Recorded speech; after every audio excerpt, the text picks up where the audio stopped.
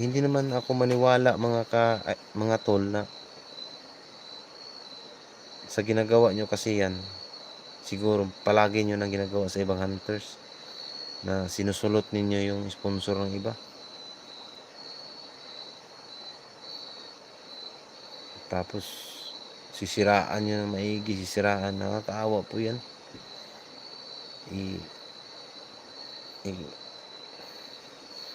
Kung palagi kayong ganyan, walang mangyayari sa buhay ninyo. Kahit gaano pa kalaki yung views ninyo, maniwala kayo dyan mga tol. Kahit aabot pa ng 100k yung sahod ninyo, kung mayroon kayong ginagawang masama sa kapwa niyo tao, hindi kayo aasinso. Oo, maniwala kayo dyan. Maniwala talaga ako niyan. Kaya sa akin, kahit wala akong sahod, magkapira talaga ako. Oh, wala akong sahod dito sa bundok, punta ako ng syudad, magkasahod ako. Tapos kung medyo gipit talaga ako, kahit hindi ako manghingi sa mga admin ko, pag gipit ako, parang may ano ba na naramdaman nila ba na nangailangan talaga ako.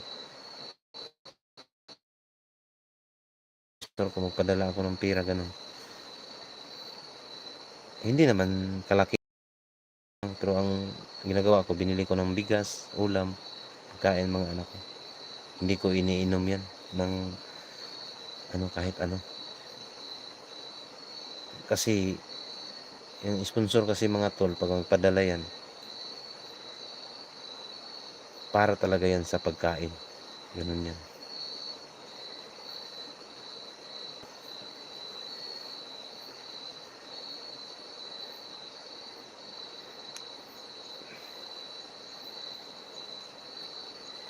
Ano lang tayo,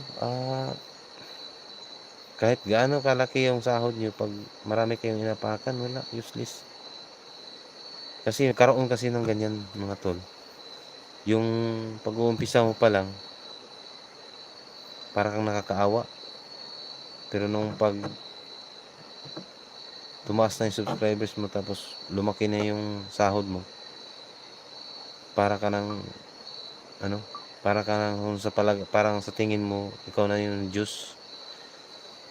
Oh, walang mangyayari sa inyo yan. Wala. Ito lang masasabi ko, walang mangyayari sa inyo na kaginhawaan ng buhay. Kasi parang sinubukan lang kayo na yan eh. Pag kayo sinusubukan ng Panginoon na bigyan kayo ng pagsubok ba, huwag yung sayangin yan. Huwag yung sayangin mga tol. Alam niyo kung bakit? Ang pagsubok kasi mga tol, marami. Oh, lalong-lalo na sa iyong ginagawa. Gumagawa ka ng ganyan.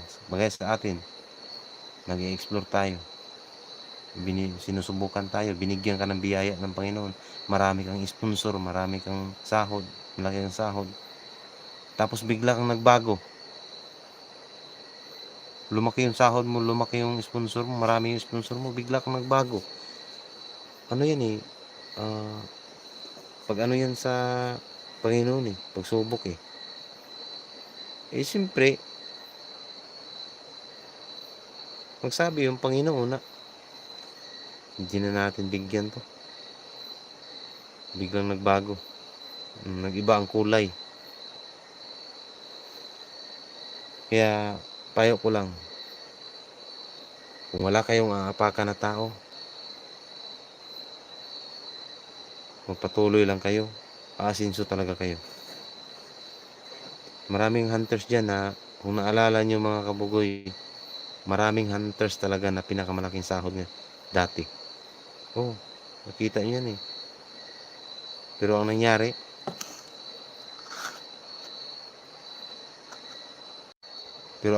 mga kabugoy, nawala na yung